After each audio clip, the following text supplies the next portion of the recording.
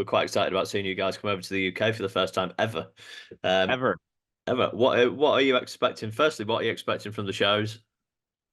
Well, first of all, with every step that we take in this process, we're making sure that it's the right step because this is a project with a legacy. Yeah, yeah, And so when we got the interest, we just explored it. We made the jump, we booked the shows, and the response has been incredibly overwhelming, yeah, um, positive, and that was very important to us, very special to us. This is going to be the first time that the UK audience hears this music live. We know that the Amends went to number one in the UK. The Phoenix went to number two. And at the time there was no plan or there was nothing in place for yeah, Grey Daze to tour this music live.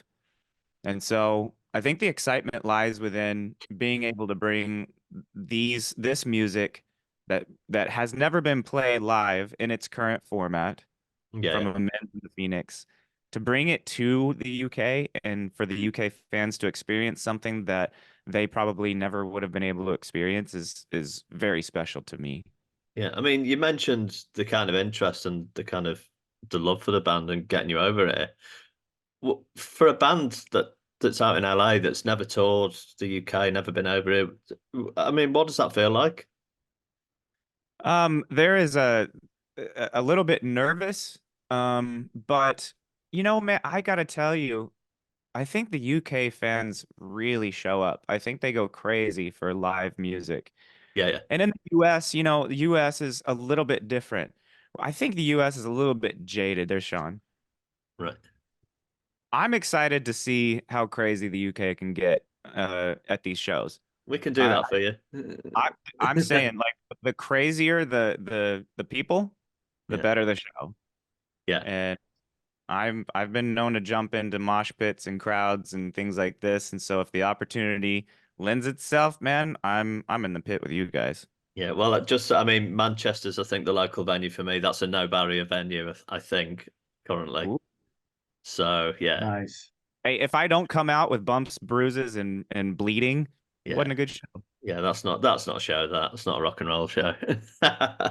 Um, so just going back to you, Sean, mainly. I mean, when the band started in 1993, in terms of the legacy of the journey you went on, what was that like when Chester left to join Linkin Park? I mean, was it something you expected, or Well, I mean, that's a bit of a misnomer. He didn't leave to join Linkin Park. I was going to We ask? all No, no, we had a big fight and the band broke up. And Right. we had a really awesome attorney named Scott Harrington who had been working with this band called Zero out in LA with a mutual attorney friend of his. And he knew how talented Chester was. And he got a hold of our manager after we had broken up and said, "Hey, I think Chester should come out and try to audition for this band. I think they got something."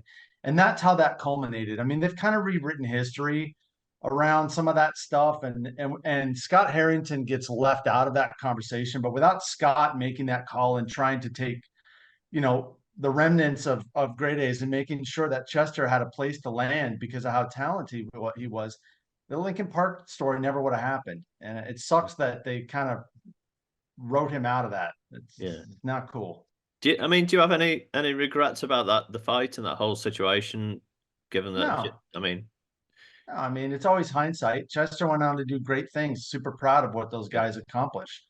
Um, it does, just because he went on to do that. If he hadn't had went to gone on to do that, doesn't mean that Grey Days would have blown up. And it's just the timing is right for yeah. everything that they did, and I'm proud of that. I feel like we were part of that story.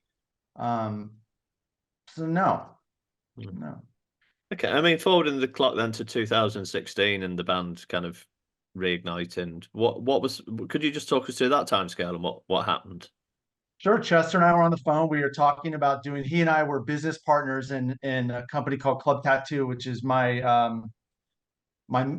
main business. And we would throw these big anniversary parties, and we were talking about throwing another Club Tattoo anniversary party. And he just kind of slipped it out there. He said, "Hey, I've been thinking about that for the next one. I think we should put Grey Days back together and play live." And I said, "Wow, okay." And that's really how it started. It was his idea, and then I hadn't talked to Mace in years. I had to get on the phone with Mace and try to bring all that stuff together. And so it was an interesting idea, and it was something he really wanted to do. And then it went from just the one show, kind of culminated into many shows. And then we started working on new music, and we're working with a producer right up until the time where he passed away. Yeah. I mean, you mentioned, Chris, you mentioned Amends going to number 1 and Phoenix going to number 2.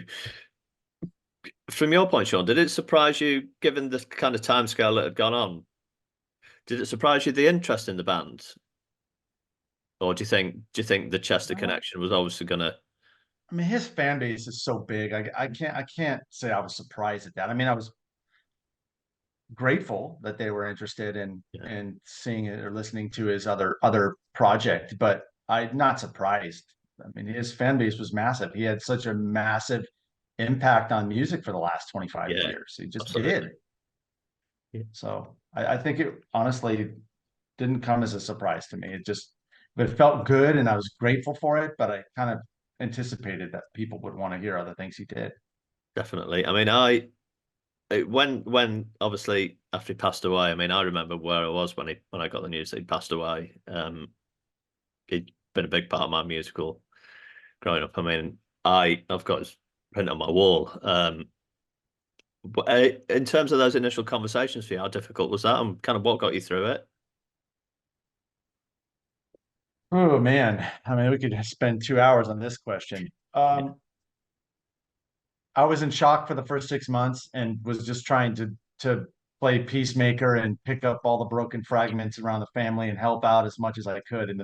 I mean, now I found myself trying to have a purpose and be helpful to others to try not to think about what had just happened.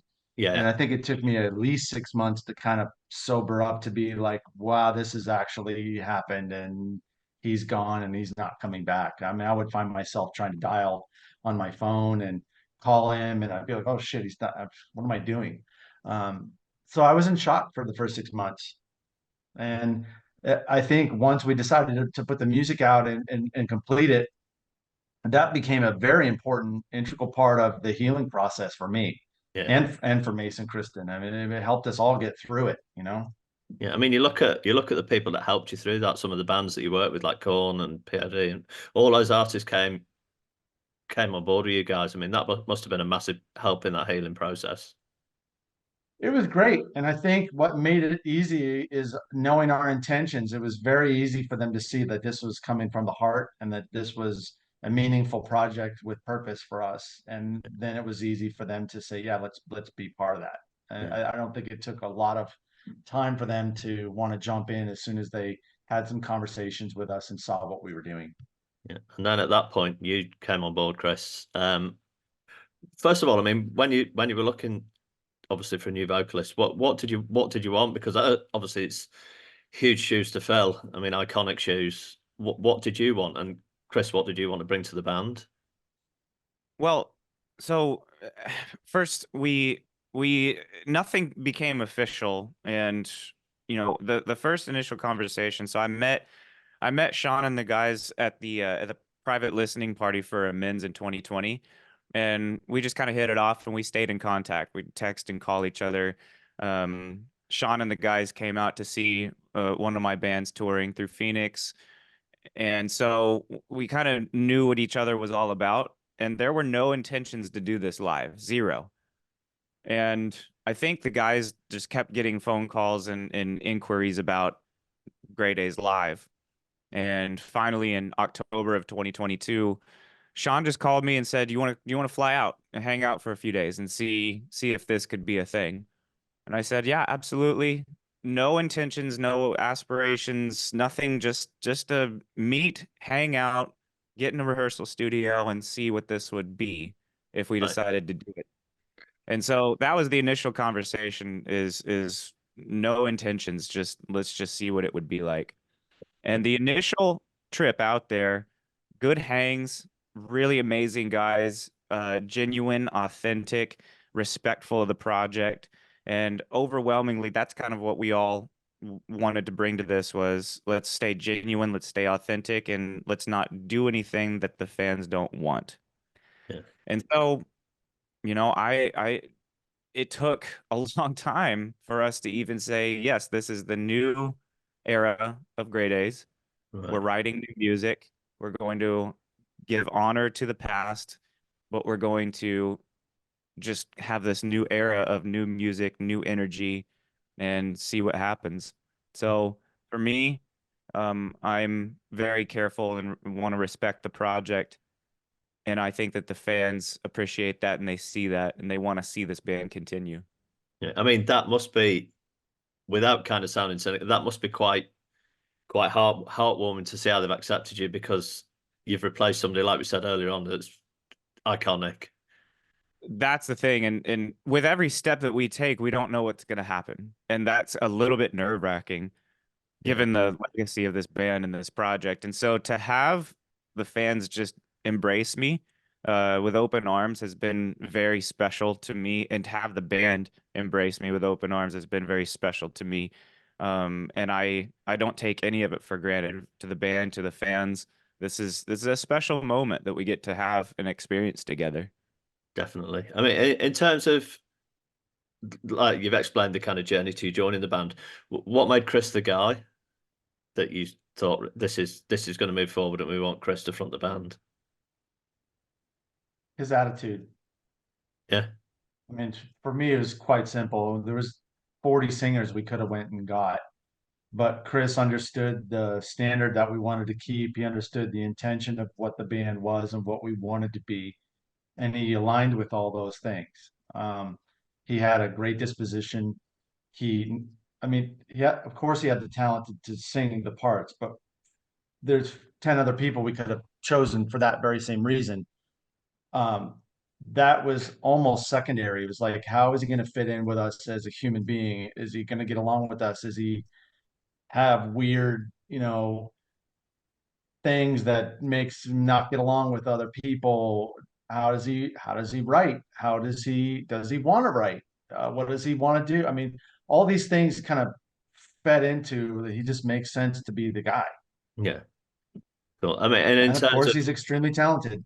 which is always a bonus. I mean, I'm excited to hear what you guys do next. In terms of moving forward, you've got the UK tour coming up, which everyone's really excited about.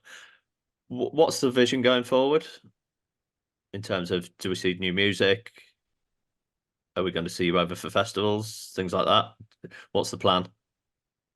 Well, we'd love to be doing more festivals. I think it'd be great to get in front of some more eyes and let people see what Grey Daze is becoming. Yeah, We are writing new music. We've written some new music. Chris and I go in the studio with the other guys mid-March with a producer named Brian Virtue, who's very well known, and we hope to be able to release this music this year. brilliant. Okay, I mean, just on a light-hearted note, we do kind of a bit of an off the cuff, a bit of a more humorous question. And given that you guys obviously get on really well, if the and I'll ask you both of this, if the police arrested you with no explanation, what would the rest of the band think you'd done? My immediate thought goes to Mace. I would think that Mace was caught with his pants down for some reason, like totally accidental, and like maybe he needed to pee and he didn't have a place to pee. But I just, and he gets arrested for that. But Mace gets himself into some funny situations. Right. Are you backing him up on that, Sean? Yeah, you know, I think that everything Chris just said makes sense to me. I don't know. If I were to get arrested for no reason, what do I think the band would think? Yeah. Uh, they'd probably think that I got in a fight with somebody, or Yeah. you know, I don't know. Um, yeah, I guess that's the first thing that comes to my head. Not that I get in a bunch of fights or anything, but I think that's probably what they would think. What about What, Sean you? what takes would you think, Chris? Why don't you answer that? What would you think if you saw me get arrested and didn't know why? no Sean takes no shit. Yeah. So my initial thought would be, oh man, he knocked out someone that looked at him cross-eyed. So that would be and I would probably, would I be right? I'd probably Yeah, I'd probably be right. But what about you then, Chris? If I got arrested, Yeah. I don't know, guys. Like, Sean, what do you think I would get arrested for? Hmm. No, you either I can't think it would think be the a delay. mistaken identity. I think, Chris is such a nice guy. I would assume, oh, they think he's somebody else. I was going Oh to say That's what I think would happen. you went very quiet then, so there was either nothing or a lot of things. So No, and you'll never he's know. like the most innocent guy in the band. So like I would assume like, oh, they think he's Mace, or they think he's Kristen, or they think he's me. They don't realize he hasn't done anything. Like that's what would go through my mind. I don't know. I almost got arrested in Tijuana on the road, and I think a lot of people almost get arrested in Tijuana, but it wasn't for I've been anything. arrested in Mexico. It wasn't nothing I did. mistaken identity. Yeah.